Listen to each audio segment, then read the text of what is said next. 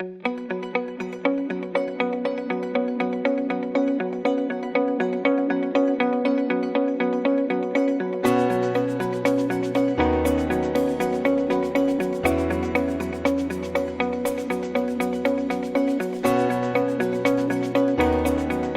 de partida de un diagnóstico de esta naturaleza, que tiene su historia en varios papers, en varios debates, en varias situaciones, es que no hay nada más frustrante que la sensación de que toda gestión que yo haga para solucionar un problema pequeño, mi cuenta, servicio público, hasta una compra de cualquier bien, queda sin resolverse.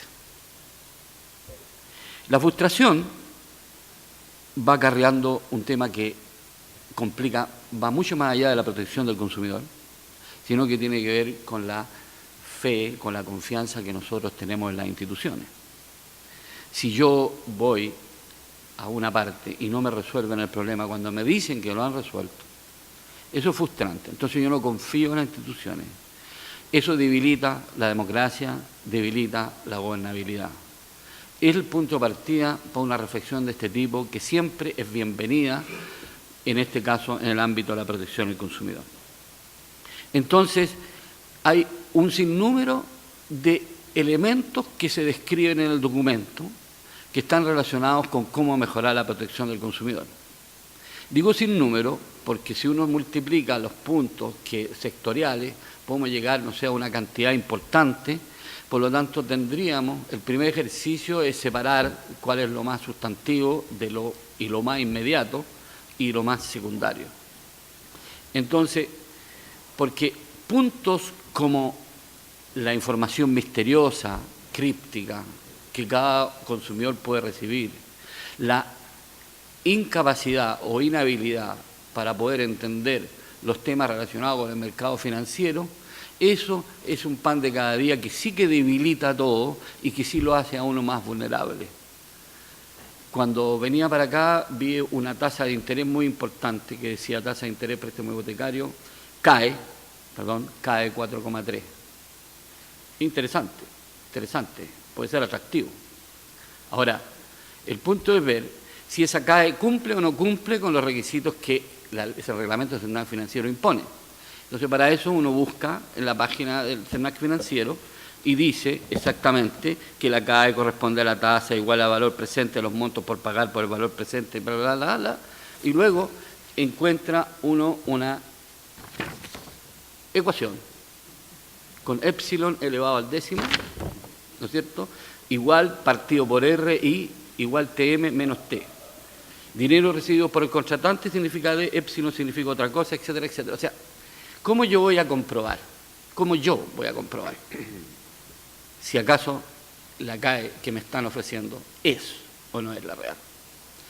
Suma y sigue en relación con la información, porque se supone que el CERNAC está para informar, educar. Ahora bien, tal como se dijo anteriormente, es cierto, nosotros hemos avanzado un montón, pero el dinamismo del mercado ha ido mucho más rápido que la legislación, así suele ser. Es decir, nosotros hemos avanzado un montón en términos de lo que es la protección del consumidor en Chile. Por lo tanto, la primera cosa que me llama la atención del documento es cuando ellos hablan de las capturas. Las capturas, yo voy a coincidir con la mayoría, pero hay una cosa que me llama la atención en términos de la captura mediática. O sea, la captura mediática, el único riesgo que yo veo, porque si es por captura, todos los que aparecemos de vez en cuando en algún medio, estamos también capturados. Si es por algún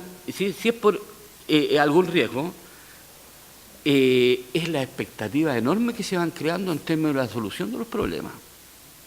Y eso es un problema que va más allá de la captura y de la protección del consumidor, sino que va a ver cómo los medios tratan los problemas de consumo. ¿Con qué prolijidad o desprolijidad tratan eso?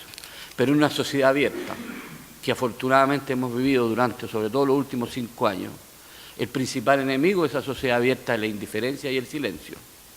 Y nosotros hemos visto hoy día, afortunadamente, que los problemas de los consumidores se instalan en la opinión pública.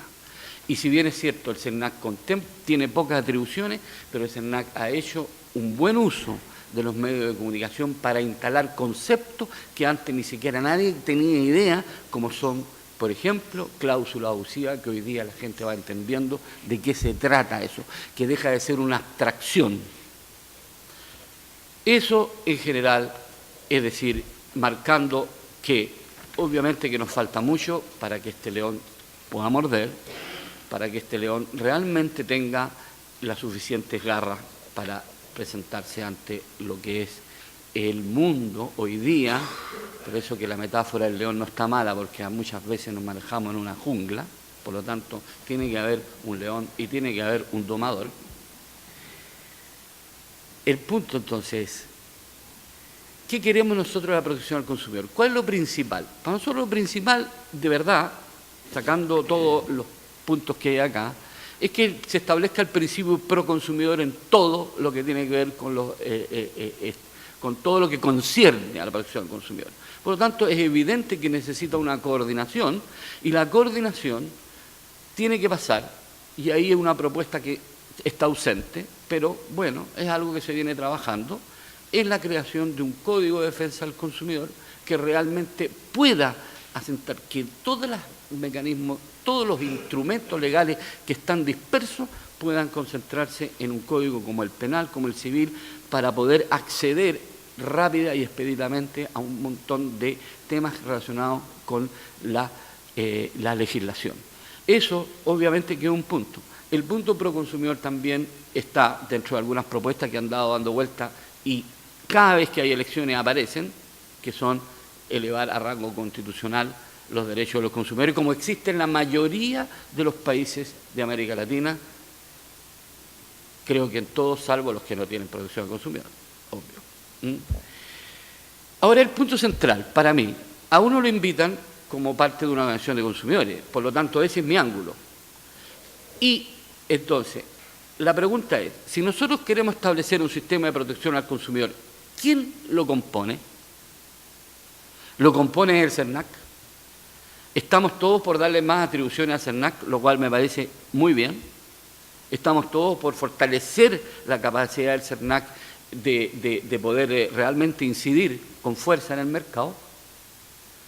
Pero ¿quién es posible que un sistema de protección al consumidor exista con organismos de la sociedad civil, organizaciones de consumidores tan débiles como las que tenemos en Chile? Le tenemos que entregar toda la carga al Estado para que el Estado realmente sea este león que se busca.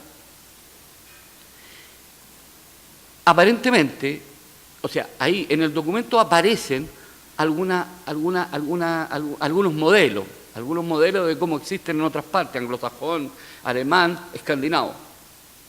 Nosotros tenemos acá que hoy día yo represento a una de las 80 organizaciones que están inscritas en el CERNAC y a una de las 24 que postulamos a los fondos concursables y a 4 de las que existimos realmente durante todo el año. ¿Qué significa eso hoy día? Significa una debilidad total, una debilidad en términos de lo que es nuestra capacidad de incidencia. Entonces la pregunta central que yo quiero no dejar acá es ¿cómo se fortalece la protección del consumidor si solamente le damos todas las atribuciones solamente al Estado y las organizaciones de consumidores son tangencialmente? El documento habla de cierto fortalecimiento en términos de lo que es obvio, que es natural y necesario, inminente, que es el tema del financiamiento. Pero también nosotros buscamos, no solamente, y ya me voy a referir al tema del financiamiento como hoy día se da, sino en términos de lo que es nuestra capacidad de incidencia política. Es decir, debiéramos estar las organizaciones de consumidores presentes en los consejos consultivos que por ley debe ser obligatorio para todo el mundo empresarial, para que realmente escuchen la voz de una organización independiente de consumidores. Ahí hay un tema de incidencia política, de política pública. Entonces, refiriéndome al tema del financiamiento, es decir, nosotros hemos avanzado. El 2004 se creó un fondo concursable. El fondo concursable hasta el momento no ha recibido, y lo digo que soy uno de los beneficiarios, ningún tipo de captura, ningún tipo de manipulación. Nosotros hemos competido con las reglas del juego, hemos ganado o hemos perdido. ¿Ok? Eso es así. Ahora, el punto entonces es que ¿hasta cuándo nosotros? Porque en definitiva, el único mecanismo de financiamiento que tienen la mayoría de las organizaciones de consumidores, aquí veo varias presentes, son los fondos concursables. Y el fondo concursable es un casting de proyectos. El que presenta el mejor proyecto gana. No hay una evaluación diferente. Es un concurso de proyectos, como bien lo dice. Entonces, ¿hasta cuándo nosotros vamos a tener un fondo concursable y nos vamos a derivar en una subvención directa? A propósito, por ejemplo, del tema de cómo funciona España, cómo funciona España. Y un mecanismo de discriminación positiva, porque todo el mundo puede constituirse como asociación de consumidores, pero no todo el mundo tiene hoy día las capacidades como para incidir en la agenda pública. La discriminación positiva existe en España, hay 12 organizaciones que forman el Consejo de las Organizaciones de Consumidores de España. Pero en Chile se da un absurdo completo en relación con el financiamiento. La ley nos dice, ustedes pueden participar, son legitimados activos, ustedes pueden representar a las colectivas e individualmente a las asociaciones de consumidores. ¿Pero sabe qué? Pero no, lo tienen que hacer gratis. Porque a renglón seguido, la ley dice que no se puede ocupar el fondo concursable para acciones, para defender los intereses individuales o los intereses colectivos de las personas. Entonces, en definitiva, es como la nada misma. Es como la nada misma. Entonces, quedamos todos igual. Por lo tanto, aquí, 4 minutos. El problema central es, si nosotros vamos a establecer realmente una reflexión profunda sobre la protección del consumidor en Chile, no puede quedar todo en manos del Estado. Temo que el documento, a pesar de que las ADC son mencionadas en varias oportunidades, ¿no es cierto?, y se nos da obviamente una flexibilidad, tal como ustedes lo pueden leer en términos de conseguir recursos, pero temo que está demasiado vinculado a lo que es el fortalecimiento del Estado. Para eso necesitaríamos, creo yo, hay un tema de inviabilidad, necesitamos un ejército de funcionarios. ¿Por qué el CERNAC no puede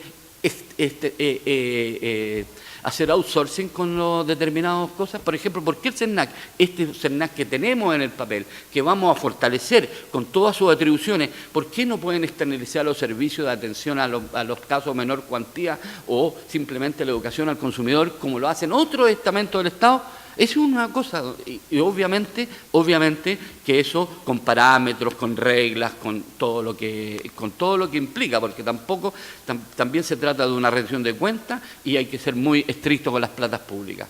Terminando, el documento es un enorme aporte a la reflexión de la protección del consumidor.